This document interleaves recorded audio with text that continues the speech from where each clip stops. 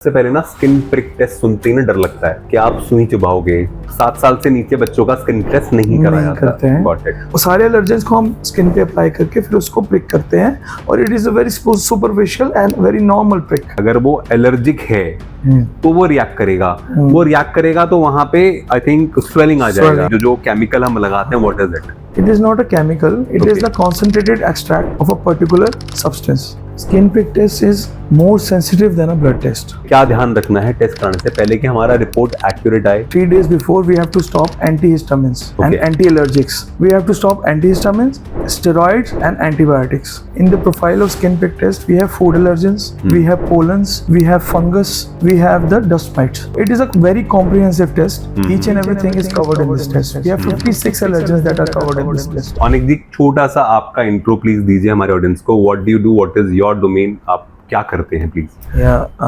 Actually myself Anik Gupta, we are into skin prick test and allergen immunotherapy. Skin prick test is actually the gold standard of allergy testing. It is basically more sensitive than a blood test. जब हम बात करते हैं skin prick test की, देख तो सबसे पहले ना स्किन प्रिक टेस्ट सुनते ही ना डर लगता है कि आप सुई चुभाओगे, है ना। जहाँ तक मैं समझता हूँ एक छोटा सा हम लेंसेट लेते हैं, चुभाते हैं और वहाँ पे हम एलर्जन लगाते हैं, ऐसे होता है। थोड़ा सा एक तो आप एक्सप्लेन कीजिए कैसे होता है। दूसरा, इसमें आई सपोज कि दर्द होता होगा, पेन होता होगा, और खासकर भाई बड़े लोग हैं जैसे मैं अडल्ट हूँ, मैं तो करा लूंगा। अब छोटा बच्चा है 5 साल 10 साल का 15 साल का, वो शायद मतलब छोटे बच्चे बिलो 10 ईयर्स, उनके लिए शायद ये करवा पाना क्या? Actually, to this, according to the standards, 7 years and above children can be tested. अच्छा, फर्स्ट ऑफ ऑल 7 साल से नीचे बच्चों का स्किन टेस्ट नहीं कराया करते हैं। Got it. और 7 साल से ऊपर के बच्चे का हम करते हैं। लेकिन उसमें जो प्रिक होता है, that is a very superficial prick. Okay. And it is not painful. It is like when आपको जैसे कोई चींटी काटती है, इतना ही पेन होता है उसमें। Okay. So it is not to be feared. ऐसा कोई इतना ज़्यादा पेन नहीं होता है उसमें। और सारे एलर्जेंस को हम स्किन पे अप्लाई करके फिर उसको प्रिक करते हैं और it is a very superficial and very normal prick that we do. It's like a scratch. You can say, it is not a prick exactly, but a scratch. So that वो जो allergen है, जो आपने allergen apply किया, वो बस skin के एक ऊपर का लेयर क्रॉस करके अंदर चला जाए and it reacts with the skin. Then we get the result. तो ये ऐसे काम करता है, जहाँ तक मैं समझ रहा हूँ, मैं समराइज करता हूँ फॉर द ऑडियंस के हमने बेसिकली स्किन के ऊपर एक एलर्जन का ड्रॉप डाला एंड एलर्जन के ड्रॉप को डालने सबसे एलर्जन क्या होता है समझाना पड़ेगा। Will come the class. तो एलर्जन का ड्रॉप डाला और उसके ऊपर हमने हल्का सा एक स्क्रैच कर दिया सो दैट वो जो सुपरफिशियली जो एलर्जन का ड्रॉप रखा है वो स्किन के अंदर चला जाए।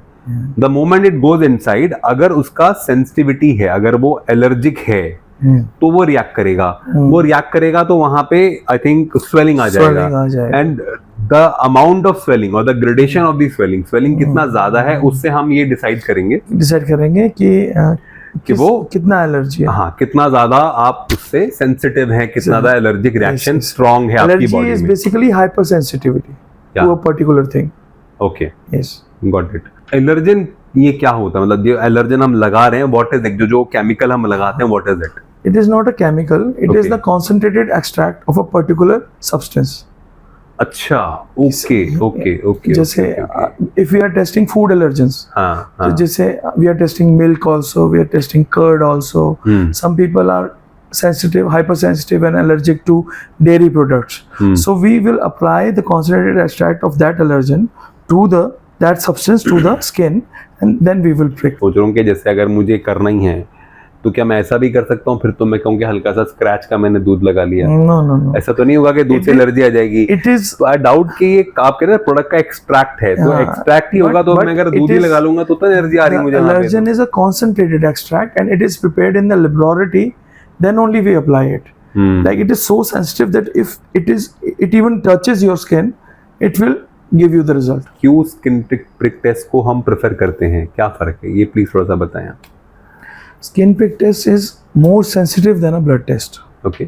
So when we go to the results are very sensitive and it is actually more precise and more sensitive than a blood test. Right, क्योंकि मैंने ये चीज़ देखी है, तो हम भी टेस्टिंग रेगुलर कराते हैं, तो उसमें ऐसा होता है कि अगर हम किसी का पूरा प्रोफाइल कराते हैं, लेकिन उसमें ब्लड टेस्ट में कुछ जो आता है वो बहुत पकड़ में नहीं आ पाता कई बार, या जो पकड़ में आता है तो वो पूरा कोरिलेट नहीं हो पाता, वेयर एज उसमें समय भी लगता है ब्लड टेस्ट की रिपोर्ट आने में। एंड आई थिंक यहाँ पे हम अभी थोड़ी देर पहले भी हमने एक पेशेंट का हमने स्किन टेस्ट किया था, आई थिंक पूरा प्रोसेस हमारा 1 घंटे से कम में कंप्लीट हो गया था आपका। yes. तो within 1 hour you get the complete report also, yes. And it is more sensitive, more specific, because यहाँ पे हम डायरेक्टली जो एलर्जन है आई सपोज वो we are putting in contact with the skin. yes.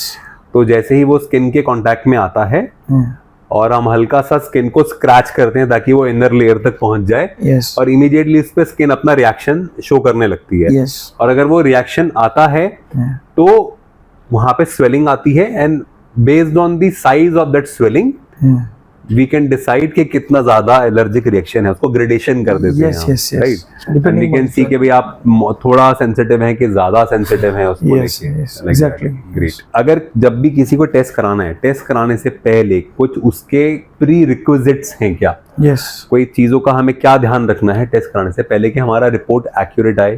उसके लिए क्या करना है?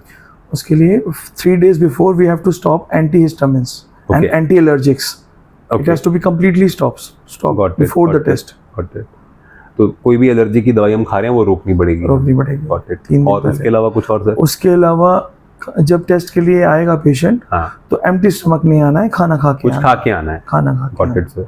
ठीक है। And we have to stop antihistamines, steroids and antibiotics, तीनों चीजें बंद होनी चाहिए। एंटीहिस्टामिनिक्स, हाँ। Steroids And- and antibiotics. हाँ। Okay, got it. No medicine have to be taken for 3 days। Okay, ठीक है। एंड प्लस अगर किसी पेशेंट को बीपी या शुगर की प्रॉब्लम है, that day on that particular day जब उसे जी, टेस्ट कराने आना है, जी। Then he should not take that BP sugar medicine also and Okay. Thyroid medicine also Oh, on that particular day. okay. And after getting the test done, then they Then can he can resume with the medicine and all. then he or she can take. Got it. तो मैं समझता हूँ कि सबसे अच्छा है कि सुबह के समय कर लीजिए। हाँ। भाई सुबह सुबह आप बट सुबह खाली- सुबह कुछ पेशेंट्स को होता है कि सारे टेस्ट खाली पेट होते हैं तो वो खाली पेट आ जाते हैं। So we need to tell them specifically that you need to have your breakfast और lunch, then come for the test. हाँ, खा के आना है, खाली पेट नहीं आना है। नहीं आना है। Got it, got it. तो एक और रिक्विजिट ये हुआ, रिक्विजिट कि that we have to be on full stomach, कुछ खा के आना है हमें, we shouldn't be in fasting condition, that is important. Yes yes. Got it sir. Okay, तो सर एक बार हमने टेस्ट करा और अगर किसी की कोई मतलब हमें एलर्जी पॉजिटिव आती है, देन व्हाट? मतलब क्या हर चीज के लिए दवाई खानी है या मतलब what do we do? Actually, in the profile of skin prick test, we have food allergens, we have pollens, we have fungus, and we have the dust mites. Okay. So it is a very comprehensive test. Each and everything is covered in this test. We have 56 allergens that are covered in this test.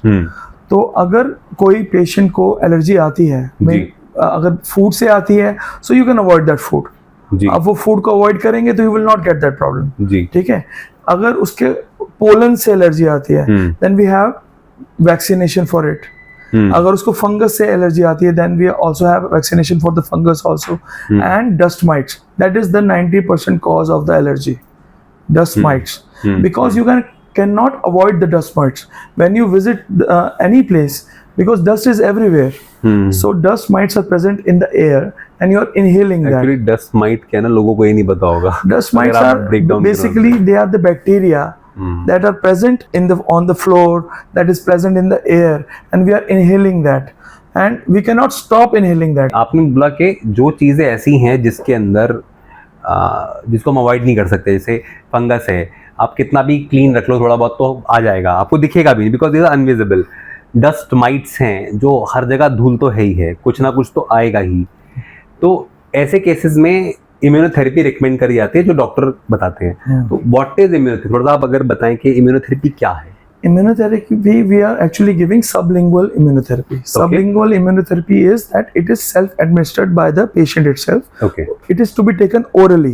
Okay. Like you have to take drops of the immunotherapy. It is to be taken empty stomach. Okay. Below the tongue, you take empty stomach, and drops are given gradually twice a week. Okay.